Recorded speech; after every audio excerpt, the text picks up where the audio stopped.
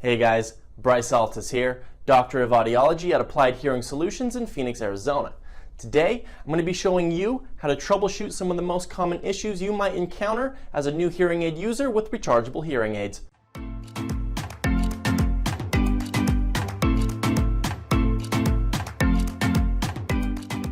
Do you feel like your rechargeable hearing aids are dead or just not working right? There are plenty of things that can happen to your hearing aids to cause them to sound or seem like they are dead when you put them in your ears in the morning, but thankfully there are a few simple steps to narrow down the list of possible problems into a few main problem areas that are fairly simple to troubleshoot on your own. Before I get started, I want to clarify that today's video does not have anything to do with Bluetooth troubleshooting and connectivity problems. So if your hearing aids are working just fine, but you're only having problems with Bluetooth related issues, make sure you watch one of my previous videos where I go over different ways to troubleshoot the Bluetooth connectivity of your hearing aid. So with that out of the way, let's get started with step one, and that is a listening check. Unless your hearing care professional specifically turned off this feature, literally every single hearing aid manufacturer has their own unique little startup jingle that will happen as soon as your hearing aids turn on. In addition to listening for that startup jingle, I want you to also hold up one at a time,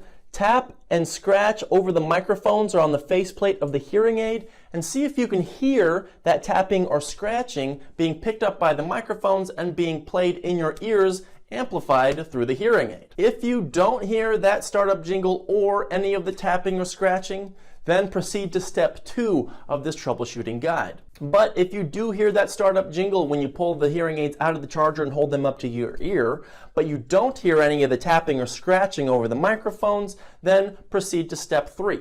Additionally, if you hear both the startup jingle and the tapping and scratching, but they're both very, very quiet, again, proceed to step 3 of this troubleshooting guide. All right, that's it for step 1. Now we're going on to step 2, that being a battery check. For this step, we're going to check two things. We're going to make sure that the charger is working correctly. We're also going to check to make sure that the hearing aids are in the charger and that they're responding when they're put in the charger correctly. First thing you want to do in this step is make sure that your charger is plugged into power.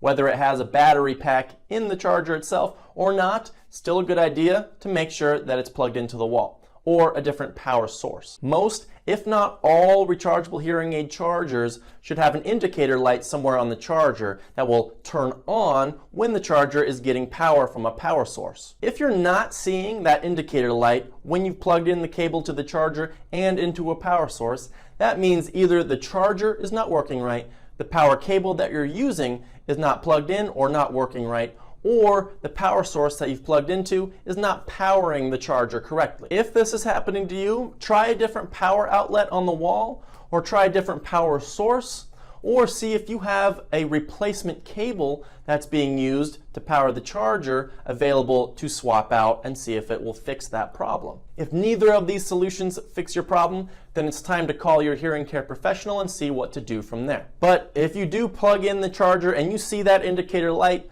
next, it's a good idea to check and make sure that you're putting the hearing aids in the charger correctly. Your devices should only fit in the charger one specific way. If it's not fitting quite right, you think it's not getting all the way into the charger, don't use excessive force.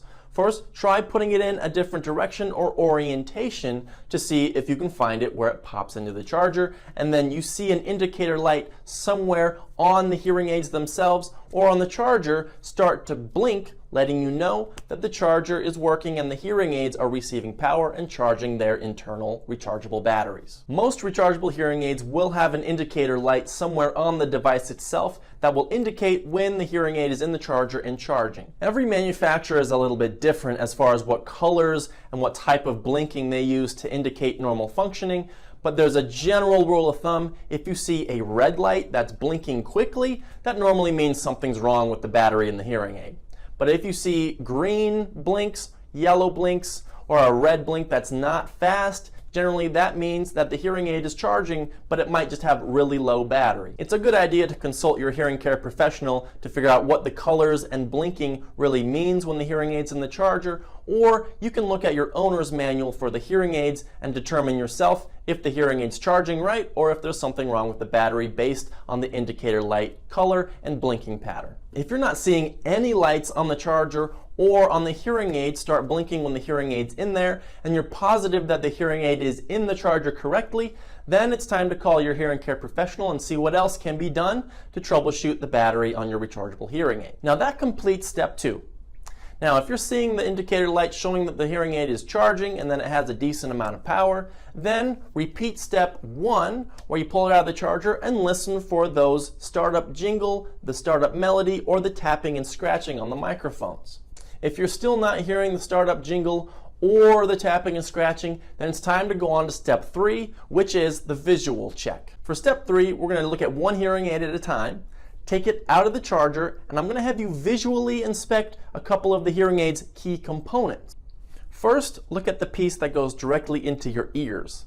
Then look at the openings of the microphones where the hearing aid picks up sounds in your environment. Then look at the little metal pins that are on the hearing aid where it plugs into your charger. And finally, I want you to also take a look at the charging port on the charger itself where the device plugs in to the charger. If you see any buildup of wax or other debris on any of these components, start by brushing these off to the best of your ability. Preferably using one of the brushes that came with your hearing aids or one that was provided by your hearing care professional. The piece that goes directly into your ears is by far the most important piece to keep clean, and it's the most common piece that gets clogged with wax and debris, causing the hearing aid to have limited to no functionality at all. If you're unsure about how to actually clean the part of the hearing aid that goes directly into your ears, you can either call your hearing care professional, look at your owner's manual, or you can watch one of my previous videos where I go over how to clean the earpiece and change the wax guard on your hearing aid if you have one. Now, once you've cleaned the hearing aid to the best of your ability, I want you to go back and try steps 1 and proceed to step 2 again if it's needed. If you've gone through steps 1, 2, and 3 and you're not having any luck and the hearing aid still seems dead or just not functioning right, then it's time to call your hearing care professional and see what else can be done. As for today, thanks for watching this video. If you liked it, give us a thumbs up. If you want to see more videos just like this, go ahead and hit that subscribe button. And if you have any ideas for future content you want me to cover in a future video, leave a comment in the comment section below. Thanks.